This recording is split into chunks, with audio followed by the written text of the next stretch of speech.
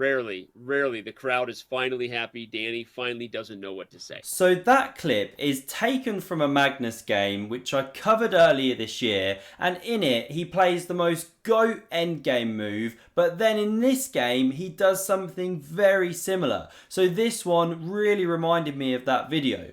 I'll link it at the end in case you missed it. Now Magnus's opponent in this titled Tuesday Blitz game played in 2023 is a young Norwegian, and you know what they say about the wolf climbing the hill. The wolf on the hill, right, is not as hungry as the wolf climbing the hill. That's true. See? He's not as hungry, but Not when as he wants the hungry. food, it's there. Well, now you do anyway. So his opponent here is Amar Elham, a young Norwegian who's just turned Grandmaster in October 2023. But Magnus here, he brings on a show in an endgame classic. And just before we dive into this thing, is this you toiling away, trying to improve your chess? If so, you need AIMCHESS in your life. The #1 chess improvement tool, and I'm talking from personal experience here, because they'll bring in your game data from Lichess, chess.com, tailor a learning plan to you, so you can then go away and look at openings, blunders, endgames, intuition, visualization, you name it, they've got it all. And it's on chess.com, seamlessly integrated if that's where you play. So check out the link below. Code EPIC at checkout will get you a great discount if you want to go premium. That's where all the best features are. Check out AIMCHESS, you won't be disappointed. So Magnus kicks off with pawn e4. We get a Caro-Kann on the board. Magnus now goes for this exchange variation. The bishop comes to d3, the knight develops, and h3, stopping the bishop from coming to g4 after knight f3. Black going for the fianchetto setup. Both players castle, rook e1 takes the half open file, knight c6, c3, and bishop f5. So black is accepting double pawns if Magnus wants to take there, but you do get a clamp here. Magnus decides, nope, I'm going to drop back with the bishop, keep lots of pieces on the board. We see rook c8 hitting the half open file for black. Knight b to d2, knight e4, very logical. Again, Magnus can start initiating trades, but he goes knight b3. Another tricky move. He just starts burning at his opponent's clock. Now, knight c5 could be on the cards one day, but if you go b6, where you're weakening some light squares, is a4, a5 then coming? So black goes for knight to d6, a knight maneuver of his own. We get bishop to f4 developing. Rook e8, a big battle happening on the e-file now. Knight c5 from Magnus, targets the b7 pawn, so b6 played, the knight drops back, and now the next move isn't forced. You can do something like f6, fight for this critical square, but black plays this one. A fair enough strategy, because then e6 comes and you've traded off the light squared bishop before setting up this rock solid pawn formation. h4 from Magnus, so he wants to run that rook's pawn AlphaZero style, and we're going to see the problems that can cause. Knight c4 on the board, targets b2, so Magnus goes queen e2, defending the pawn, pressuring this knight, and at first he wonders, have I just allowed pawn to e5? But actually he's okay tactically, because if you start trading here, it's not so good. You know, this knight now supports, that's the key thing. But you can flick in bishop takes on c4, and after this one, opening up the attack of the rook, it's okay because you can take and the queen has to recapture. This is an equal trade, and then you win a pawn at the end of the line. So coming back here, after queen e2, e5 is not possible. So that's why queen d7 connects those rooks. Now e5 is a threat. So Magnus chops that one, the pawn recaptures, but he doesn't take it. He doesn't want to be in an x-ray with the rook. Then this kind of stuff can be coming. So instead, he plays pawn h5, just carrying on the march of that pawn. We get queen d5 centralizing. h6 now played, kicking back the bishop, and this is classic modern chess. You don't take here to rip open files, but instead land this thorn pawn in the position, which can cause checkmating attacks. We see knight e5 now on the board from Magnus. Good move, clamping on that square. Black gives up the dark squared bishop. Risky, but he is making white plug with a pawn there, not a piece, or if you did capture with the bishop, this knight would chop off.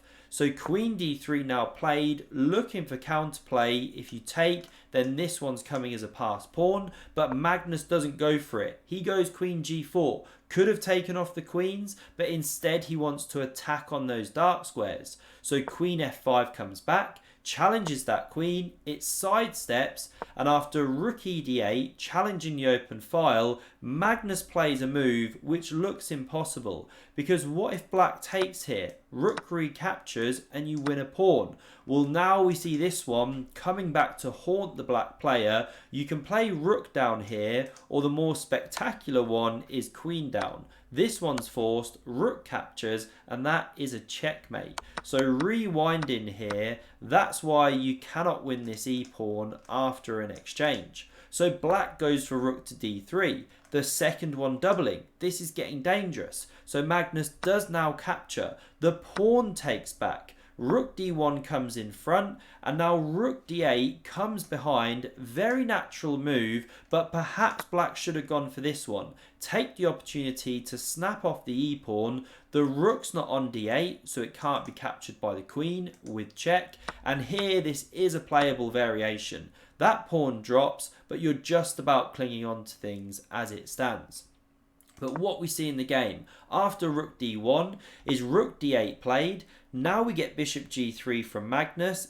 d2 pushes on, looks very dangerous, threatening queen c2, but Magnus has got this one up his sleeve. He knows when to transition. It's forcing the queens off, because otherwise you get mated on g7. The pawn recaptures, rook d5 activates, but bishop f4. Great move. That pawn, which could have been so dangerous, is now a weakness.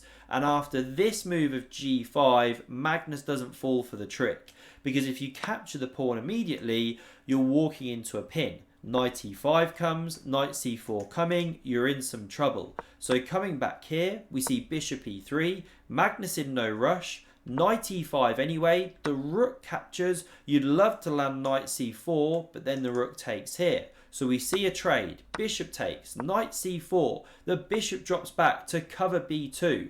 Now we get g4, saving that pawn.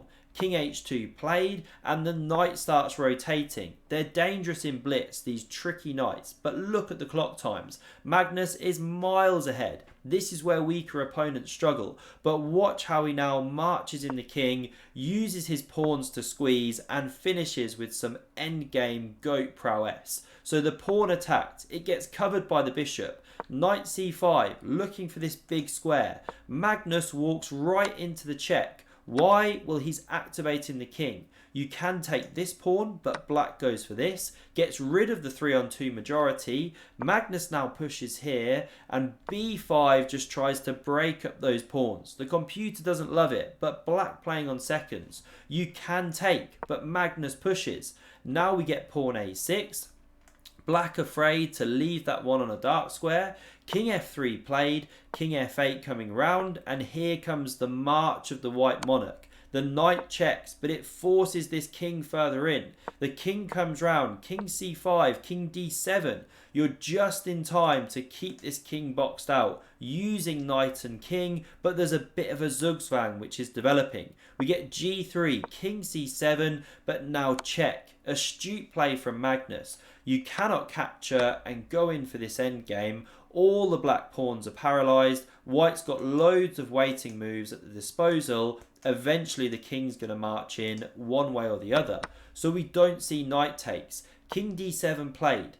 Now we get bishop e5. Pawn b4. I mean, what else to do? The knight had no jumps. The king is stuck in a box. The idea is this one. Magnus goes g4, just squeezing the life out of things. Knight c3 played. It obviously wasn't captured to allow a passed runner, but this one now drops. The knight goes to e4, hits f2.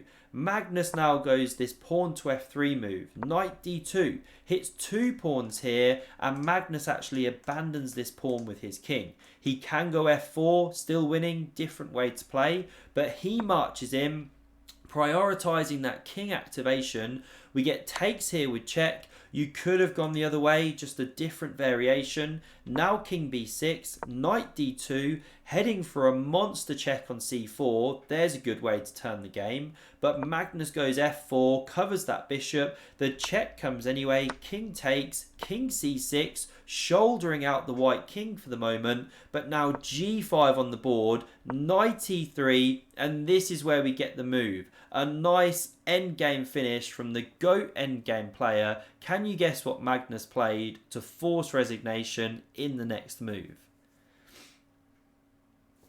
So the move he plays here is pawn to g6. A huge reminder of that other game I covered. I'll link on screen at the end. What an awesome idea. If this one takes, the f pawn runs. Unstoppable. If this one takes, the h pawn runs. Unstoppable. Beautiful finishing concept. Look at those pawns. Endgame go.